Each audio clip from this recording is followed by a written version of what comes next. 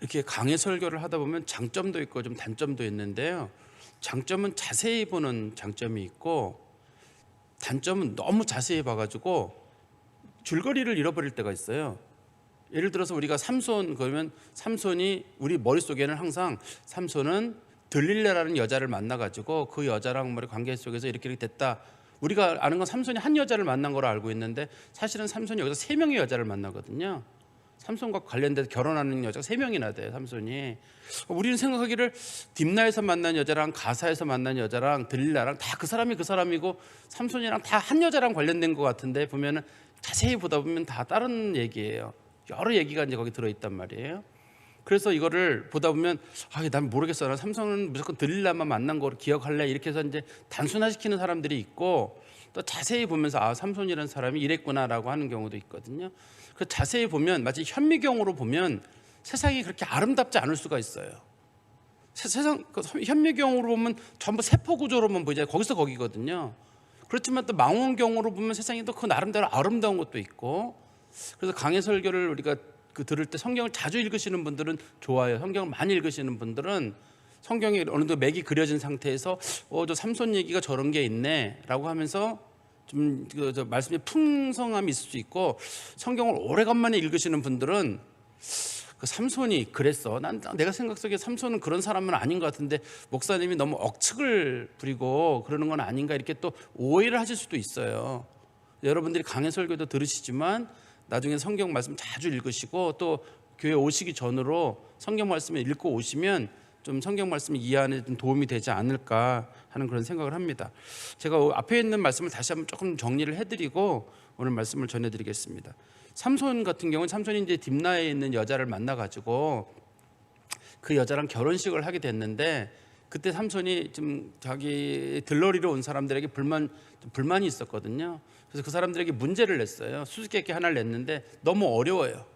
사람들이 그 문제를 못 풀겠어가지고 삼손의 아내를 협박을 하게 됩니다. 뭐라고 협박을 했냐면, 너와 내 아버지 집을 다 불태워버리겠다, 답을 알려달라. 그러는 바람에 그 부인이 삼손을 나중에 추궁해가지고 삼손한테 답을 알려달라고 하거든요.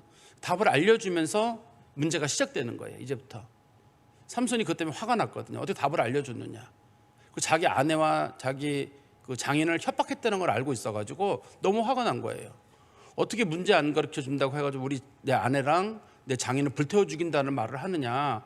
삼손의 마음속에 분노가 일어나는 거예요. 이 얘기를 잘 모르는 분들은 삼손이 왜 그렇게 화를 내가지고 저 블레셋 사람들하고 싸우느냐, 한번 여러분들이 생각해 보세요. 누군가가 여러분들한테, 여러분들의 그 부인이나 또 장인한테 와가지고 너희들 이 문제 답 안 가르쳐 주면 내가 너희들 불태워 죽여버리겠다, 이런 얘기를 들었을 때 사람이 살기도 하고 죽기도 하지, 그럴 수도 있다, 이렇게 넘어가는 사람이 있는지, 아니면 어떻게 우리 집 식구들을 저렇게 협박할 수 있느냐, 삼손이 그거에서 화를 내는 거를 공감하는 분도 계실 거거든요. 저는 상당수 분들은 공감한다고 생각을 해요. 그래서 삼손이 그 사건으로 인해 가지고 블레셋 사람들 30명을 죽여가지고 그들의 옷을 빼앗아서 문제를 맞춘 사람 30명에게 전해줬습니다. 이제 그리고 난 다음에 이 블레셋 사람들이 그것 때문에 삼손에게 화가 났어요. 또 화가 나가지고 그 삼손도 마침 그것 때문에 이제 자기도 마음이 화가 나고 삼손의 그 가족들도 화가 나고 블레셋 사람들도 화가 나고, 그 삼손이 결혼식을 마무리를 짓지 못하고 자기 그 아버지랑 어머니가 있는 곳으로 돌아가게 됐습니다. 한 6개월쯤 지난 다음에 삼손이 그래도 자기 아내니까, 당시에는 이제 이렇게 약혼만 해도 그 결혼이 성립된 거고, 또 결혼식을 마무리 짓지 않고 부부관계를 맺지 않아도 이게 이제 똑같이 부부관계의 어떤 효과가 있거든요. 그래서 삼손이 자기 아내를 만나 6개월 만에 가보니까 그 사람을 딴 사람 준 거예요. 장인이 딴 사람에게 줘버리고 하는 말이 그 사람 여동생을 취하라는 거예요. 근데 여동생을 취하려면 또 그만한 대가를 또 지불해야 되는 거예요. 삼손이 또 누구에게 화가 났냐면, 장인이 한 행동도 마음에 안 들고, 이 사건의 원인이 도대체 뭐냐, 이거 블레셋 놈들 때문에 또 이런 일이 생긴 거구나. 처음에 블레셋 애들이 그 수수께끼를 풀기 위해서 그런 식으로 말만 안 했더라면 이게 이렇게까지 안 가는데, 그러니까 삼손이 자기 장인과 자기 부인에게는 화를 못 내고 이걸 블레셋 사람들에게 화를 풀어야 되겠다는 쪽으로 삼손이 마음이 확 바뀌게 됩니다. 그래서 여우 300마리를 잡아가지고 그 꼬리에다가 횃불을 달고 볕단 이미 베어놓은 거 거기다도 집어넣고, 그다음에 앞으로 밀 자라고 있는 곳에도 집어넣고 감람나무에다가도 집어넣고 여기저기에다 다 집어넣어가지고 그 블레셋 사람들이 살고 있는 곳곳에서 불이 난 거예요. 추수 때 불이 나가지고 그때가 추수할 때거든요. 추수할 때 가지고 전부 다 불나버리니까 블레셋 사람들이 또 화가 난 거예요. 그래가지고 화가 나가지고 이 사람네들이 어떻게 하냐면 삼손의 부인이랑 삼손 장인의 집을 불태워버리는 거예요. 집을 불태웠다는 말은 사람도 불태워 죽였다는 거거든요. 그러니까 삼손이 야, 이 사람들 봐라, 이거 우리 처갓집 식구들을 불태워 죽여? 내가 가만 안 있겠다. 그래서 삼손이 가가지고 블레셋 사람들을, 성경에 보면 정강이랑 넓적다리를 허벅지를 쳐가지고 그 사람들을 죽였다 이렇게 돼 있거든요. 그 주변에 관련된 사람들을 삼손이 다 죽였다는 얘기예요. 다 죽이고 나니까 블레셋 사람들도 분노가 커지고 삼손도 생각하기를 야, 이거 아무래도 상황이 너무 커지는 것 같은데, 그래서 삼손이 어디로 가서 숨게 되냐면, 삼손이 그 에담 바이라는 곳에 그 8절에 15장 8절에 보시면 유다 땅에 있는 에담 바이라고 하는 곳에 가서 삼손이 숨어 있게 됩니다. 이 본문에서는 에담 바이라고만 되어 있는데요. 이게 이제 성경에 보시면 역대하 11장 5절에 보면 에담 바이가 있는 곳이 베들레헴하고 가까운 곳이었다라고 되어 있어요. 베들레헴이라고. 우리 지도만 잠깐 보실래요? 오늘 지도 중간에 조금 강조를 해서 주시면 빨간 동그라미 있는 쪽에 보면, 거기 보면은 베들레헴 보이세요? 오른쪽으로 보이시죠? 영안이 열리면 보이고 베들레헴 보이세요? 지금 이 베들레헴이라고 하는 저곳에 그 옆에 에담이라는 곳이 있는 겁니다. 그 역대 11장 5절에 보면. 그리고 지금 사건이 일어난 곳은 딥나잖아요. 동그란 표시가 된 딥나 하나 있잖아요. 그 딥나랑 그다음에 오른쪽에 이 요단강 쪽으로 보면은 베들레헴 있잖아요. 지금 삼손이 그 자기가 있던 그 딥나 그쪽 지역에서 지금 저 베들레헴 쪽으로 도망을 온 거예요. 그런데 저 당시 이스라엘의 지파가 나눠져 있었기 때문에 저 삼손이 있던 딥나 저쪽 지역은 블레셋하고 단 지파 지경인 거고, 지금 삼손이 도망와 있는 곳은 에담 바이라고 하는 곳은 유다 지파가 있는 곳이거든요. 자기가 생각할 때는 내가 그래도 유다 지파 있는 곳에 가서 숨어 있으면 유다 지파 사람들이 내게 도움이 되겠다. 왜냐하면 유다 지파가 땅이 제일 넓거든요. 그리고 우리가 성경에 앞에 나오는 갈렙이라든지 온니엘이라든지 어떤 중요한 사건에 관련된 사람들은 주로 유다 지파 사람들이잖아요. 그러니까 유다 지파 사람들이 자기를 도와줄 줄 알고 에담 바이라고 하는 곳에 가서 숨어 있었어요. 그래서 성경에 보면 에담 바이 틈에 숨어 있었다고 돼 있어요. 성경에 틈에 숨어 있었다는 말은 곧 아마 바위랑 바위가 갈라진 틈이 있는데 사람들이 쉽게 내려가기 어려웠나 봐요. 오늘 본문에서도 보면 그런 표현이 있죠. 그 삼손이 숨어 있던 곳에서 올라올 때 사람들이 삼손을 13절에 한번 보세요. 거기 삼손이 숨어있던 장소에 대한 설명이 있는데, 그들이 삼손에게 말하여 이르되 아니라 우리가 다만 너를 단단히 결박하여 그들의 손에 넘겨줄 뿐이요 우리가 결단코 너를 죽이지 아니하리라 하고 새 밧줄 둘로 결박하고 바위 틈에서 그를 끌어내니라, 이런 표현이 있잖아요. 그러니까 바위 틈에서 끌어냈다는 말, 삼손이 바위 틈에 깊숙한 데 곳에 바위 사이에 틈에 들어가가지고 거기 깊은 데 숨어있던 거예요. 그러니까 이제 이 삼손이 유다 지파로 도망갔다는 얘기를 블레셋 사람들이 들은 거예요. 그래서 블레셋 사람들이 전쟁을 하러 유다 지파 쪽으로 온 겁니다. 그러니까 이제 유다 지파 사람들이 왜 왔느냐? 삼손 잡으러 왔다. 왜 잡으러 왔느냐? 삼손이 이만저만 해가지고 우리가 삼손이 한 대를 그대로 갚으려고 한다. 그러니까 이제 이 유다 지파 사람들이 삼손도 찾아가가지고 왜 이런 일을 했느냐? 그랬더니 삼손이 하는 말이 그 사람들이 우리한테 이렇게 했기 때문에 내가 그대로 갚아준 거다. 내 아내와 내 장인을 불태워 죽였기 때문에 내가 이거 보복하러 온 거다. 아 그래, 그러면 한번 싸워보자. 그래서 전쟁이 시작되는, 또 다른 전쟁이 시작되는 거예요. 이 본문에서는 이게 세 번째 전쟁입니다. 첫 번째는 삼손이 그 수수께끼 그를 풀기 위해서 삼손의 아내를 협박한 사건, 그것 때문에 아스글론에 있는 사람 30명을 죽인 사건이 첫 번째 거고, 두 번째는 삼손이 자기 아내와 자기 결혼식 문제, 자기 결혼식 문제를 반대한 거, 장인이 결혼 못하게 한 거, 그것 때문에 삼손이 화가 나가지고 여우를 불태운, 여우 꼬리에다 불 붙인 장면이 하나가 있고, 그 다음에 이제 세 번째가 삼손이 자기 아내와 장인이 불태워 죽인 걸 보고 그 사람들 허벅지랑 정강이를 때려가지고 많은 사람들 죽인 사건이 하나가 있고, 그래서 이게 엄밀하게는 네 번째지만 첫 번째 사건은 전쟁이라고 하기보다는 삼손이 그냥 단순하게 30명 사람을 죽인 거기 때문에 그건 단순한 사건으로 본다 할지라도 지금 삼손과 블레셋 사람들의 간에 간격이 생기고 있는 거예요. 제가 삼손 설명 때 그런 말씀 제일 드리는 이유가 뭐냐면, 삼손의 제일 큰 문제는 그 시대 사람들이 블레셋 사람들하고 너무 친해요. 그래서 결혼을 하는 거예요. 근데 하나님께서는 이스라엘 사람들에게 신명기 28장에서 어떤 일이 있더라도 블레셋 사람들하고는 결혼을 하지, 이게 주변에 있는 나라 사람들하고는 절대 결혼하지 말라 그랬어요. 결혼을 하게 되면 너희들이 그 대가를 치를 거라고 했거든요. 근데 그다음에 우리 그 여호수아서 23장에서 여호수아도 그랬어요. 절대 그 사람들하고 결혼하지 말라 그랬는데 너무 친해져 가지고 이제는 여호수아의 마지막 유언이 아무 소용이 없게 됐어요.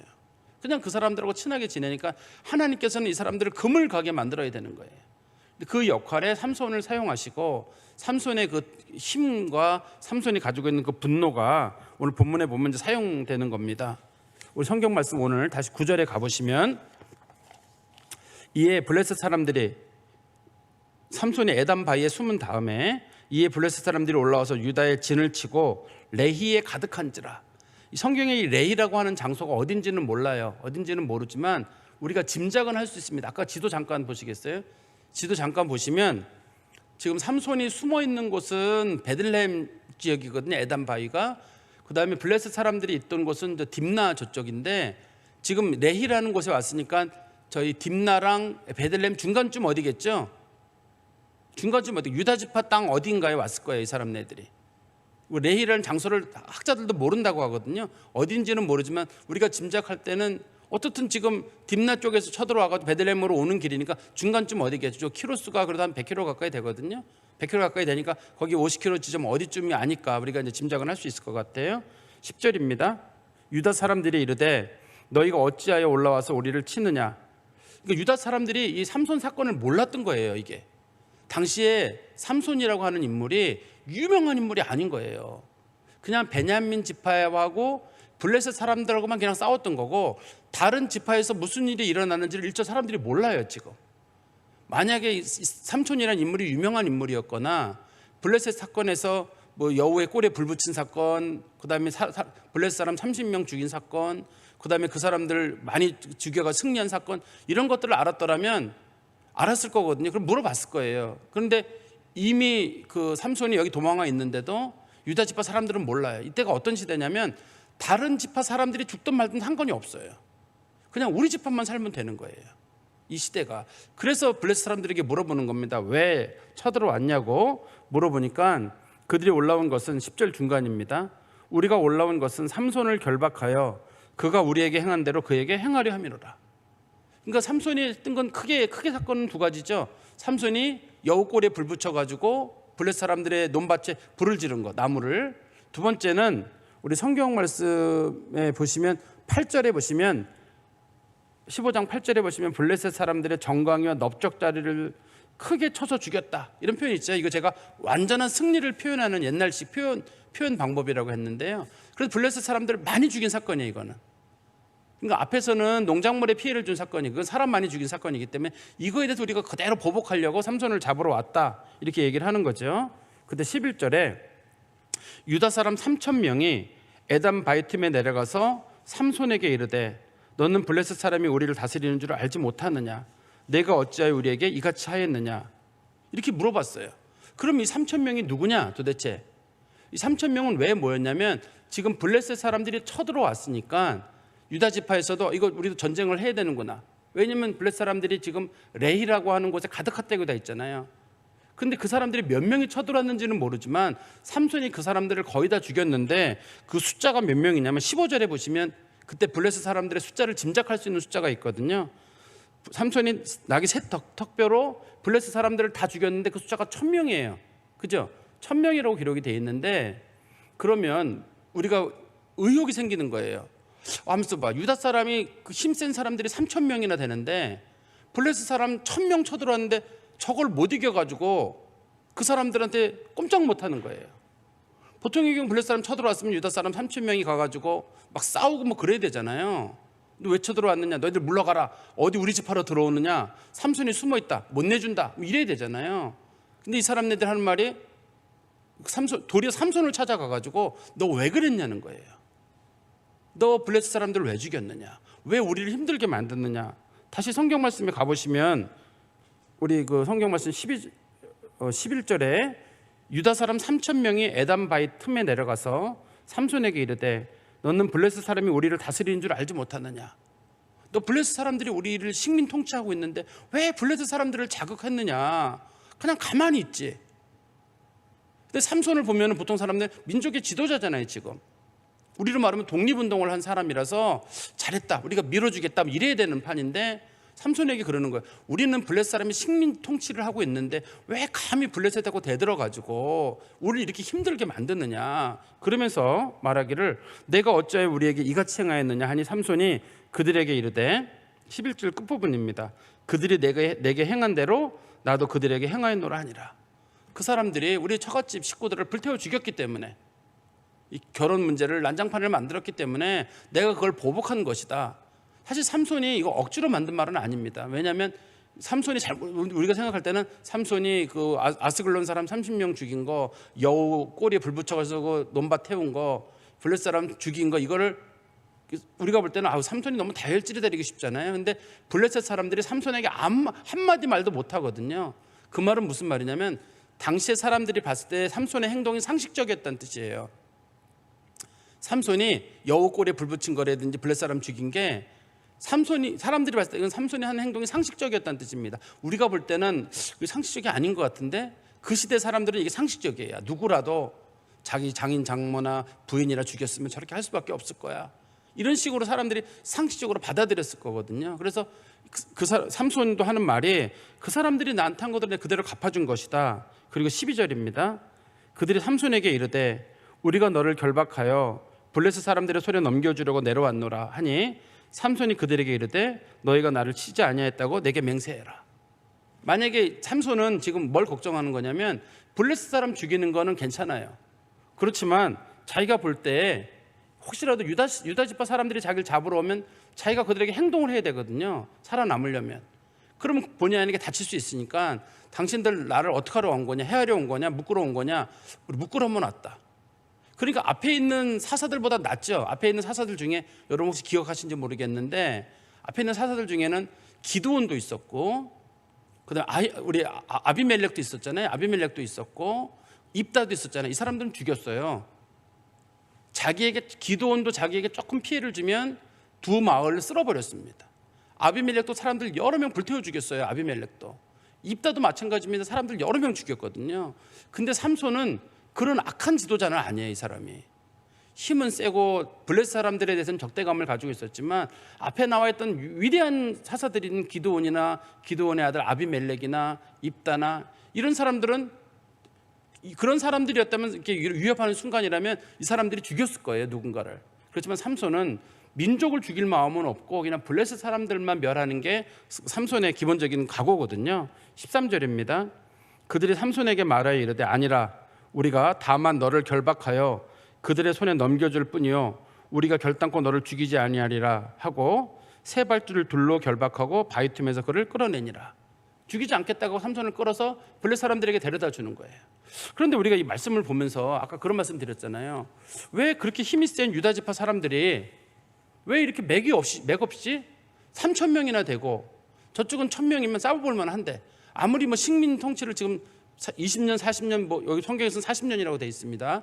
40년 동안 당한다 하더라도 충분히 유다 지파 사람들이라면 강인한 사람들인데 왜 저렇게 꼼짝을 못하는 걸까?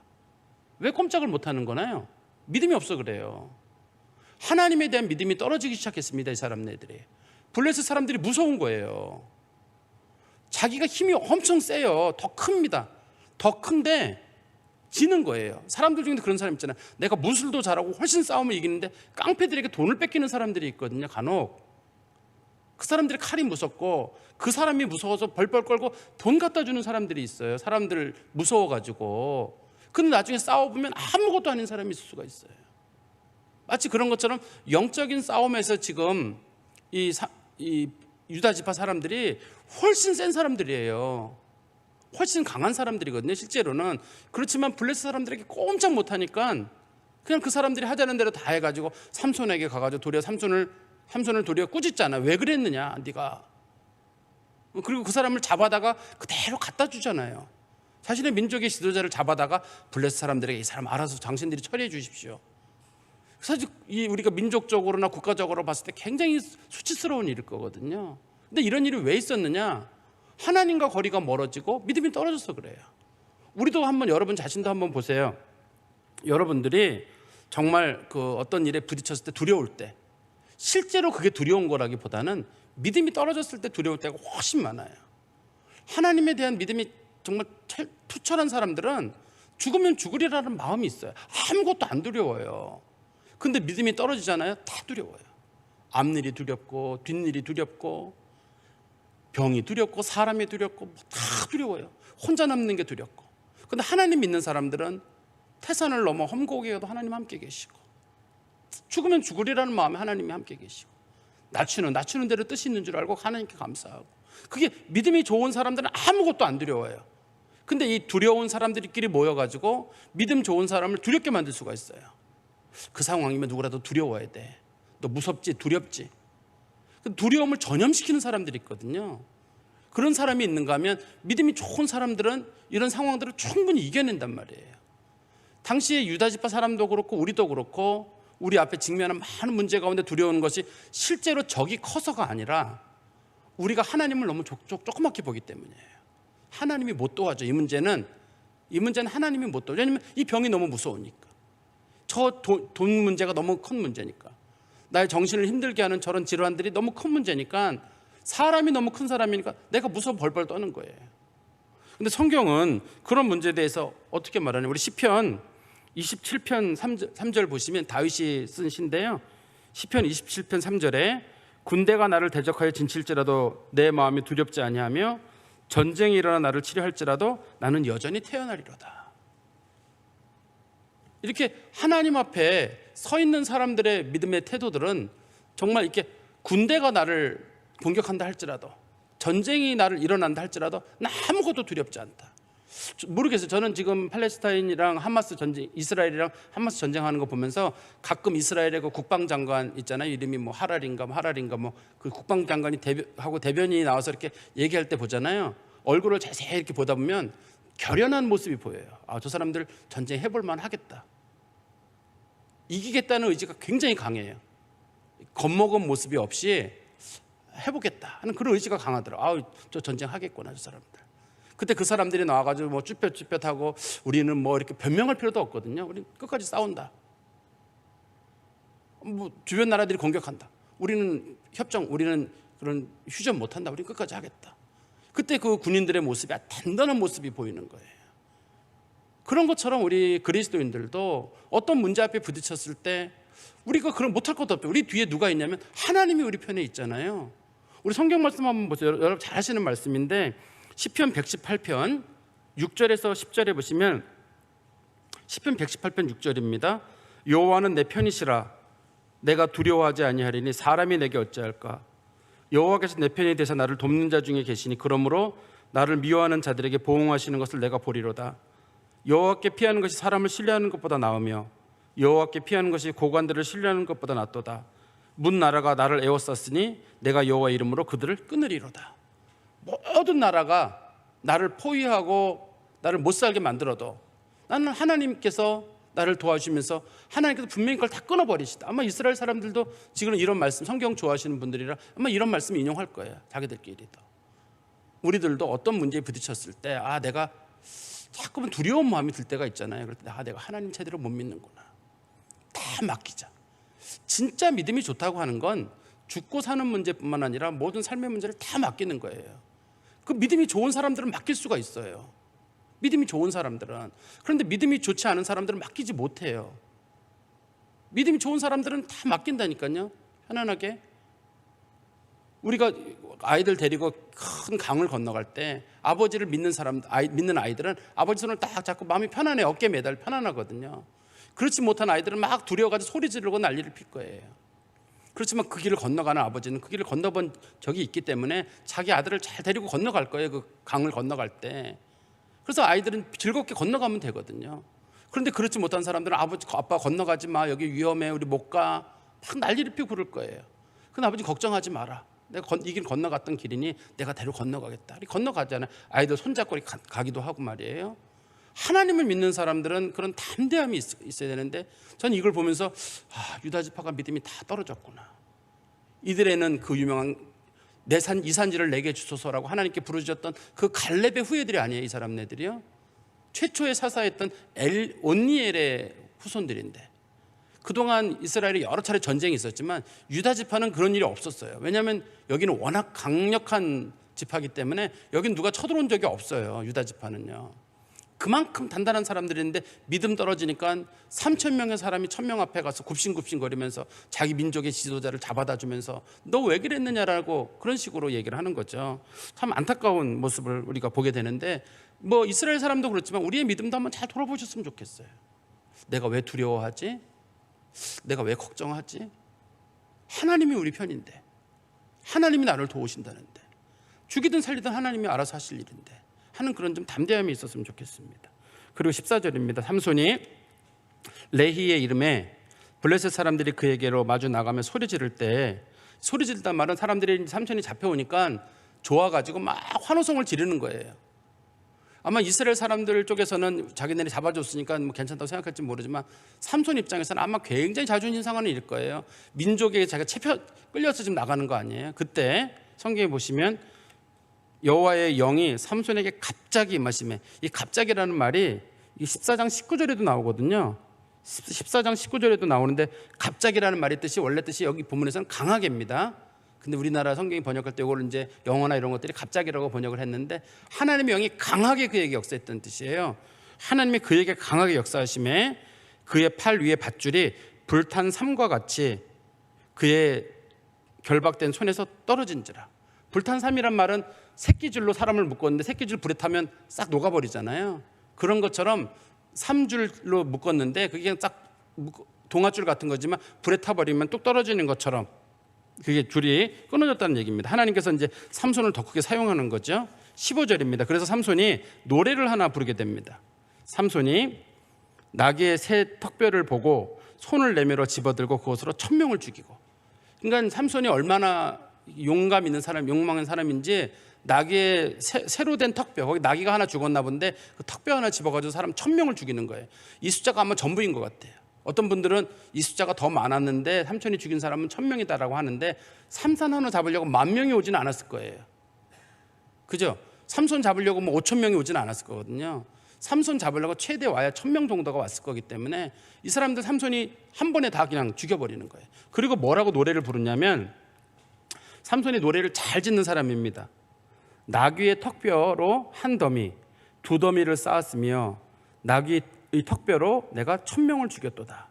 여기 보면 우리나라 말로는 아마 구분이 잘 안 되는데요, 나귀의 턱뼈 있잖아요. 턱뼈, 요 말과 한 더미 할 때 더미, 두 더미 할 때 더미, 그 다음에 나귀의 턱뼈가 또 있잖아요. 턱뼈가 2개 나오고 더미가 2개 나오잖아요. 이게 히브리어로 발음이 똑같아요. 둘 다. 더미라는 말과 턱뼈란 말이 발음이 똑같아요. 이게 하모르라고 하거든요. 발음을 하모르라고 하는데 발음이 똑같으니까 삼손이 노래를 잘 짓는 사람이에요. 운율을 잘 맞춰가지고 노래를 지은 겁니다. 그런데 여기 보면 뭐가 빠져 있냐면, 누가 1,000명을 죽였다고 돼 있냐면 내가 1,000명을 죽였다고 돼 있어요. 하나님이 빠져요. 삼손에게서 가장 아쉬운 게 뭐냐면, 기도하거나 하나님을 찾는 일이 거의 없어요. 이 1,000명 죽일 때 하나님이, 분명히 성경에 나오잖아요. 하나님의 성령이 그에게 강하게 역사하심에 그가 나귀의 새 턱뼈로 1,000명을 죽였다, 이렇게 돼 있잖아요. 앞부분에요. 근데 다 하고 난 다음에 삼손이 내가 1,000명을 죽였다 해요. 참 안타까워요. 내가 1,000명을 죽였다. 이 분명히 하나님이 하신 일인데도 불구하고 하나님의 영광을 자기가 취하는 모습을 보면서 이러면 안 되는데, 하나님이 도와주셨다가 되는데, 범사가 하나님께 영광을 돌리고 하나님이 하셨다가 되는데, 삼손이 이때까지도 아직까지는 몰라요. 물론 뒤에 가서는 삼손이 조금 바뀝니다. 뒤에 가서 보세요. 18절에 보시면, 17절에 삼손이 말을 마치고 턱뼈를 자기 손에서 내던지고 그것을 라맛 레히라고 이름하였다. 라맛 레히라는 말은 턱뼈의 산이라는 뜻이거든요. 그리고 18절입니다. 삼손이 심히 목이 말라 여호와께 부르짖어 이르되, 주께서 종의 손을 통하여 이 큰 구원을 베푸셨사오나 내가 이제 목말라 죽어서 할례받지 못한 자들의 손에 떨어지겠나이다 하니. 근데 삼손이 하나님 앞에 처음으로 기도하는 장면이 나옵니다. 이게 삼손 스토리 중에 처음으로 기도하는 장면이거든요. 그 다음에 기도하는 장면이 또 한 번 나와요. 죽기 직전에 한 번 기도하거든요. 이때 삼손이 처음으로 기도를 하게 되는데 그때 뭐라고 기도를 하냐면, 다시 보세요. 그거를 뜯어서 보시면, 주께서 종의 손을 통하여 이 큰 구원을 베푸셨사오니. 첫 번째가 이 구원을 이루신 분이 주님이시다. 첫 번째. 두 번째는 자기는 하나님의 종이다. 하나님이 주님이시고 그 다음에 이 구원을 이루시는 분은 하나님이시다. 그 다음에 세 번째는 나를 도와줘야 되는 이유는 이제 내가 목말라 죽어서 할례받지 못한 자들의 손에 떨어지겠나이다. 내가 죽으면, 나 죽는 건 상관없지만 할례받지 못한 자들의 손에 내가 죽으면 하나님의 영광을 가릴 것입니다. 이 세 가지가 삼손이 하나님 앞에 기도하는 제목이에요. 첫 번째가 하나님께서 우리 구원을 이루시는 분은 하나님이십니다. 두 번째는 나는 하나님의 종입니다. 그러니 내가 이 일을 한 것은 하나님께서 내게 시키신 일이어서 내가 한 것입니다. 그리고 세 번째는 하나님의 영광을 절대 가리지 않겠습니다. 이렇게 얘기를 한 거고, 삼손이 세 가지 제목을 놓고 하나님 앞에 기도를 한 거예요. 근데 그 기도가 응답은 되는데, 근데 삼손이 기도할 때 이 장면을 잘 생각해 보세요. 삼손이 목말라 죽을 때 처음으로 기도 한번 하는 거예요. 평상시에 지금 기도 좀 하면 좋은데 내가 아주 죽을 지경에 간 거잖아요. 지금 1000명을 죽이고 났으니까 얼마나 속이 타요. 목마르고. 그러니까 막 목이 타가지고 죽을 지경이 되니까, 아, 하나님 나 물 좀 주세요라고 하나님께 기도하는 거거든요. 근데 좀 미리미리 좀 기도했으면 좋을 텐데 평상시는 기도하지 않다가 정말 자기가 힘들 때 그때만 기도하는 사람들이 있어요. 성경이 설명하는 게 지금 그걸 삼손의 그 부분을 설명하려고 이 부분을 좀 넣은 것처럼 보이거든요. 그러니까 늘 기도 생활을 하는 사람이 있고, 내가 어려울 때만 바짝 하나님 찾았다가 문제 끝나고 나면 또 갔다가, 또 어려워지면 하나님 주여 하고 또 왔다가, 또 괜찮아지면 또 그냥 나갔다가, 어려워지면 또 찾다가, 하나님 보시기도 참 그 얄미로운 사람들 있잖아요. 신앙생활 아주 얌체같이 하는 사람들이 있거든요. 괜찮다 싶을 때는 자유롭게 놀다가, 문제 있으면 주여 하고 소리 지르다가, 그러다가 또 괜찮아 싶으면 또 나가고, 그런 식으로 기도하는 건 아니잖아요. 삼손이 늘 기도하던 사람이었다 그러면 참 보기 좋은데, 이렇게 자기 어려울 때만 기도하고, 이건 제가 억지를 부리는 게 아니라 삼손이 기도를 안 하거든요. 또 뒤에 가면은 또 기도를 안 해요. 어떤 문제 부딪힌 건 또 기도를 안 하거든요. 자기 어려울 때는 정말 하나님 주님으로 부르겠다, 구원은 하나님께로부터 온다, 하나님 영광 가리지 않겠습니다, 지금까지는 삶이 그랬는데 이제는 안 가리겠습니다라고 얘기를 했는데, 또 상황 달라지면 또 달라지는 거예요. 우리도 하나님 앞에 좀 얄미로운 신앙생활이 하지 않았으면 좋겠어요. 제가 수요예배 나오는 성도들을 참 좋아하는 이유는 예배가 그냥 삶인 거예요. 그래서 오는 거예요. 주일날만 오는 게 아니라, 주일날 오후만 오는 게 아니라, 그냥 수요예배들, 요즘 많은 교회들이 수요예배 자리 없잖아요. 잘 안 하려고 하는 분위기거든요. 그래도 그냥 하나님 앞에 늘 오는 거예요. 그 기도의 자리로.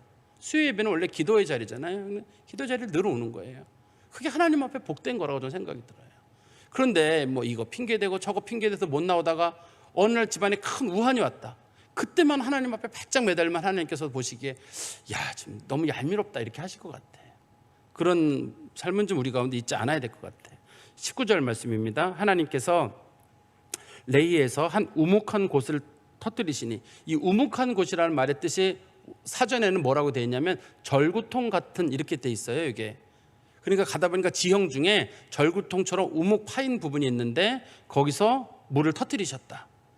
거기서 물이 솟아 나오는지라 삼손이 그것을 마시고 정신이 회복되어 소생하니, 그러므로 그 샘의 이름을 엔학고레, 즉 부르짖는 자의 샘이라고 이름을 불렀는데, 그 샘이 오늘까지 레이에 있었더라. 근데 하나님께서 이렇게 물을 내주시는 사건은 우리 이스라엘 백성들이 출애굽할 때 그 호렙산 가까이 왔을 때 중간에 그 마사라고 하는 곳이 있었거든요. 거기서 물이 없어가지고 이스라엘 백성들이 목말라 할 때 하나님께서 바위에 서시면서 모세에게 이 바위를 쳐라, 물이 나오리라. 그래서 그 바위에 물이 나온 다음에 그것을 마사 혹은 무리바라고 부르는 사건이 있어요.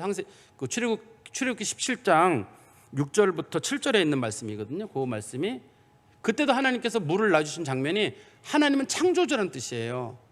어떤 곳에서도 물을 내주시는 분. 근데 이 사건이 한 번 있는 게 아니라 이 사건이 또 있습니다. 민수기 20장 11절에서도 또 한 번 물이 나오거든요. 또 한 번 똑같이 무리바라고 하는 거 또 한 번 물이 나오게 되는데, 그때는 이 모세왕 아론이 하나님의 영광을 드러내지 않았다는 이유로 하나님께서 반석을 명하여 물을 내라고 했는데, 모세와 아론이 반석을 명하지 않고 반석을 막대기로 때리거든요. 하나님은 말로 다 하라고 했는데 때리는 그 사건 때문에 하나님의 영광을 드러내지 않았다고 해서 모세와 아론이 결국 가나안 땅에 못 들어가는 사건이 생기게 되는 그 사건이 하나 있거든요. 근데 어떻든 간에 출애굽 동안에도 물 나온 사건이 2번이나 있었어요. 그것은 하나님께서 창조주시라는 걸 보여주시는 거거든요. 창조주라는 말은 전혀 불가능한 일, 움푹한 바위 이런 데서 물 나오는 거 아니잖아요 원래. 근데 하나님께서 나오게 하시면 물이 나오는 거예요.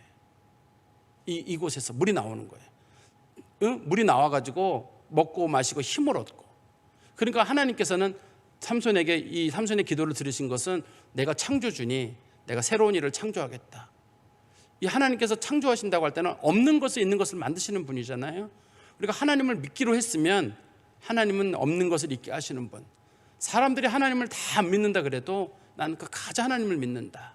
그런 믿음의 각오를 가지고 있어요. 그게 저는 진짜 믿음이라는 생각이 듭니다. 맨 마지막 20절입니다. 블레셋 사람의 때에 삼손이 이스라엘의 사사로 20년 동안을 지냈더라.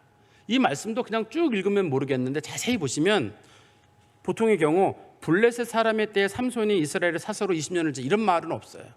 삼손이 블레셋 사람들을 무찌르고 이스라엘에 20년 동안 평화가 있었더라. 이렇게 끝나요. 일반적으로. 입다가 있을 때도 기드온이 있을 때도 앞에 에훗이 있을 때도 온니 있을 때 다 마찬가지입니다. 하나님께서 미디안을 물리치게 하심에 그 이스라엘 백성들이 40년 동안 평안하였더라. 20년 동안 평안하였더라. 8년 동안 평안하였더라. 이렇게 돼 있거든요. 근데 여기는 뭐라고 돼 있냐면 블레셋 사람의 때에 삼손이 이스라엘의 사사로 20년 동안 있었다. 무슨 말이냐면 이때 이스라엘이 블레셋으로부터 독립을 못합니다. 블레셋 사람들이 통치하고 있었거든요. 블레셋 사람들이 40년 동안 통치하는데 그때 20년이에요. 이때부터 시작해가지고 우리 16장 31절에 보세요. 16장 31절에 보시면 이거 삼손 마지막 죽을 때 장면이거든요. 그의 형제와 아버지의 온 집이 다 내려가서 그의 시체를 가지고 올라와서 소라와 에스다올 사이 그의 아버지 마노아의 장지에 장사하니라. 삼손이 이스라엘의 사사로 20년 동안 지냈더라. 여기도 똑같은 말이 나오고 앞부분에도 나오잖아요. 우리 아까 15장 20절에도 보시면 블레셋 사람의 때에 삼손이 이스라엘 사사로 20년 동안 지냈더라. 여기서는 삼손이 이 사건 지금 여기서 특별로 라마레에서 사람 죽인 사건이 삼손이 공식적으로 사사가 된 처음 시점이에요. 이게. 그리고 삼손이 사사가 20년으로 끝나는 사건이 삼손이 그 다곤 신정을 무너뜨리고 죽은 사건이거든요. 그렇지만 이때 블레셋 사람의 시대란 말의 뜻은 삼손이 그 반지파 사람의 사사예요. 모든 지파의 사사가 아니라. 그리고 블레셋으로 독립을 못해요. 독립을 했으면 보통 경우 그 땅이 20년 동안 평안하였다라가 들어가야 돼요. 근데 그게 없어요. 삼손이 그냥 20년 동안 그 블레셋 사람들하고 싸워서 이기고 했긴 했지만 블레셋 사람들을 몰아내지는 못해요. 근데 우리가 생각할 때 블레셋 사람들을 몰아내면 되지 하는데 블레셋 사람은 당시에 철기 문명을 가진 사람들이에요.